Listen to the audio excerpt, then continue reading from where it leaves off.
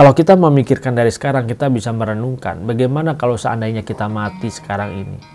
Coba deh Bapak Ibu Saudara, renungkan. Kalau saat ini kita menghembuskan nafas terakhir, kita mengalami kematian, kita masuk ke dalam alam roh, kita mau kemana? Kita nggak tahu loh apa yang akan terjadi nanti di alam roh. Kita tidak tahu tempat tujuan kita. Kita hanya tahu sekarang ke langit baru dan bumi yang baru. Di mana? Coba, adakah Bapak Ibu tahu tempatnya? Tidak ada yang tahu Bapak Ibu Saudara. Yang tahu hanya satu pribadi, yaitu Tuhan Yesus Kristus. Dia yang tahu tempat itu. Makanya kita membutuhkan Dia. Ayolah kita meneladani pribadi Tuhan kita Yesus Kristus saat Dia ada di bumi. Apa yang Dia lakukan? Dia fokus kepada kekekalan.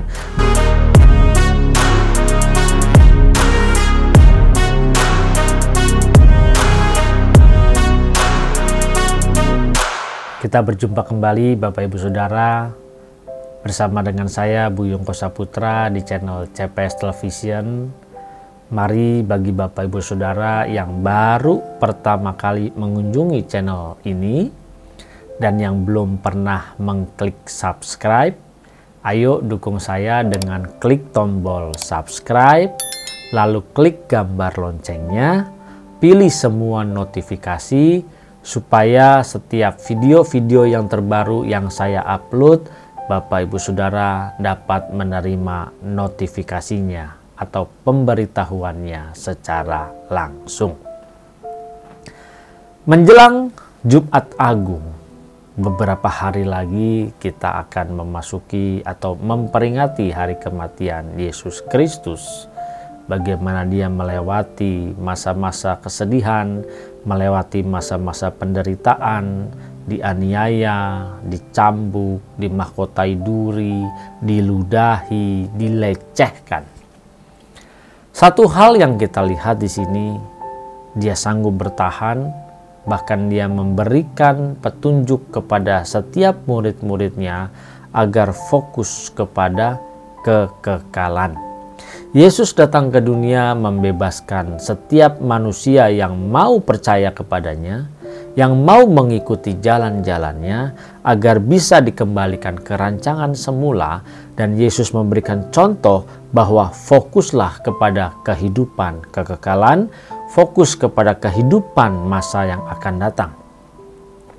Kenapa Yesus justru memberikan contoh, memberikan petunjuk kepada setiap manusia yang mau percaya kepadanya agar fokus kepada kekekalan, fokus kepada masa yang akan datang. Yesus sendiri pun Dia tahu bahwa Dia akan menghadapi masalah, Dia akan menghadapi penderitaan. Apakah Dia tidak takut? Dia mengalami ketakutan. Bahkan Dia menyendiri, Dia berdoa sampai meneteskan keringat seperti darah atau berpeluh darah. Itu menggambarkan tingkatan stres yang begitu tinggi sehingga pembuluh darahnya pecah dan dia meneteskan darah. Dia mengalami ketakutan dan bahkan ketika dia menghadap atau dia berdoa menghadap Bapa di surga, dia berkata, kalau boleh cawan ini lalu. Dia mengharapkan tidak terjadi penderitaan. Dia mengharapkan dia tidak mengalami penganiayaan. Tetapi dia tidak bisa berbuat apa-apa karena dia mau menyelesaikan tugas yang Bapa berikan. Maka dia mengatakan, kalau boleh cawan ini lalu, tetapi biarlah kehendakmu yang jadi. Yesus menunjukkan Dia taat kepada tugas yang Dia emban, tugas yang diberikan oleh Bapa di surga, agar Dia bisa menyelesaikannya dengan sempurna. Dia juga menunjukkan kepada setiap kita, Bapak Ibu Saudara, bahwa fokuslah kepada masa depan, fokuslah kepada kekekalan. Karena menjelang minggu-minggu, di dalam minggu-minggu penderitaan sebelum Dia mengalami kematian ini, Dia menunjukkan bagaimana dia akan masuk ke Yerusalem, bagaimana dia akan disiksa, bagaimana dia akan mengalami kematian. Bahkan dia mengatakan juga di hari yang ketiga dia akan bangkit. Dan dia sudah mengatakan semuanya itu. Dia menunjukkan bahwa ada kekekalan, ada kehidupan di balik kematian tersebut. Ada kebangkitan bagi orang-orang yang percaya kepadanya. Mari bagi Bapak Ibu Saudara dan saya, kita selama ini terjebak, tertipu oleh jebakan-jebakan iblis yang membawa kita hanya memikirkan kondisi dan keadaan kita selama kita ada di muka bumi ini. Memikirkan apa yang menjadi kebutuhan kita, keinginan kita, memikirkan supaya kita dihormati, dihargai, supaya kita yang dianggap paling hebat, paling the best. Kita berjuang, bekerja keras untuk memenuhi keinginan daging kita. Tetapi Yesus justru menunjukkan, ayo lihat ke depan, lihat ada kehidupan kekal. Ingat Bapak Ibu Saudara, setiap kita semua sudah terseret, terjebak oleh tipuan, jebakan iblis dalam hal ini. Sehingga kita mengejar semuanya hanya demi keinginan kita. Demi kebahagiaan kita di bumi ini. Demi memenuhi hasrat daging kita. Inilah yang membuat kita merasakan beratnya luar biasa. Mari, fokuslah, lihatlah, pandanglah, pikirkanlah kekekalan tersebut. Kapan Bapak Ibu mau memikirkan kekekalan? Kalau kita memikirkan dari sekarang, kita bisa merenungkan bagaimana kalau seandainya kita mati sekarang ini. Coba deh Bapak Ibu Saudara, renungkan. Kalau saat ini kita menghembuskan nafas terakhir, kita mengalami kematian, kita masuk ke dalam alam roh, kita mau kemana? Kita nggak tahu loh apa yang akan terjadi nanti di alam roh. Kita tidak tahu tempat tujuan kita. Kita hanya tahu sekarang ke langit baru dan bumi yang baru. Di mana? Coba, adakah Bapak Ibu tahu tempatnya? Tidak ada yang tahu Bapak Ibu Saudara. Yang tahu hanya satu pribadi, yaitu Tuhan Yesus Kristus. Dia yang tahu tempat itu. Makanya kita membutuhkan Dia. Ayolah kita meneladani pribadi Tuhan kita Yesus Kristus. Saat Dia ada di bumi, apa yang Dia lakukan? Dia fokus kepada kekekalan. Dia fokus untuk menyelesaikan tugas yang Dia berikan. Saat ini jangan-jangan Bapak Ibu Saudara tidak tahu tugasnya apa. Apa tugas Bapak Ibu Saudara ada di bumi ini?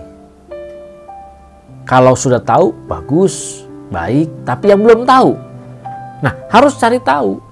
Bagaimana caranya?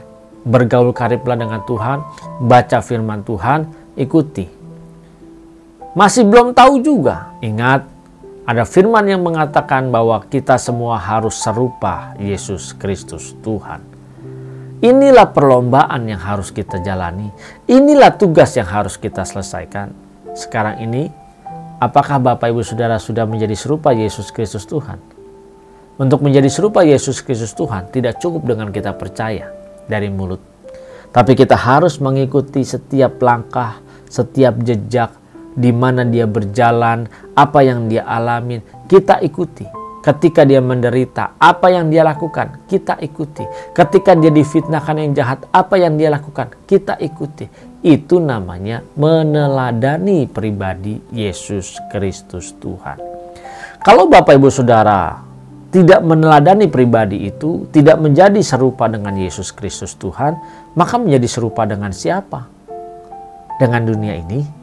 Kalau menjadi serupa dengan dunia ini, bagaimana mungkin bisa masuk di langit yang baru dan bumi yang baru? Karena untuk dapat masuk di sana, memerintah bersama-sama dengan Tuhan kita Yesus Kristus, maka kita harus menjadi serupa Yesus Kristus Tuhan. Mari Bapak Ibu Saudara, hidup kita memang berat. Hidup kita memang banyak masalah, memang banyak pencobaan. Bukan berarti tidak ada jalan keluar. Ingat loh, kesusahan hari ini cukuplah untuk hari ini. Kesusahan besok ada masanya. Jadi, bagaimana kita bisa melewati hari ini, menyelesaikannya dengan baik? Pandanglah kekekalan. pandanglah masa depan kita di dalam kehidupan kekekalan nanti. Kita berjuang mengisi kehidupan itu sejak kita ada saat ini. Mari Bapak Ibu Saudara, ketika kita hanya fokus kepada diri kita, itu yang membuat kita gagal, berat, terseok-seok untuk menyelesaikan semuanya. Ayo, bagi Bapak Ibu Saudara yang diberkati, jangan lupa berikan tanda like, boleh silakan tinggalkan komentar. Atau bagi Bapak Ibu yang baru pertama kali mengunjungi channel ini dan belum pernah klik subscribe, ayo dukung saya dengan klik tombol subscribe, lalu klik gambar loncengnya, dan aktifkan semua notifikasi supaya setiap ada video-video yang terbaru, Bapak Ibu Saudara dapat menerima pemberitahuannya. Tuhan memberkati, salam transformasi.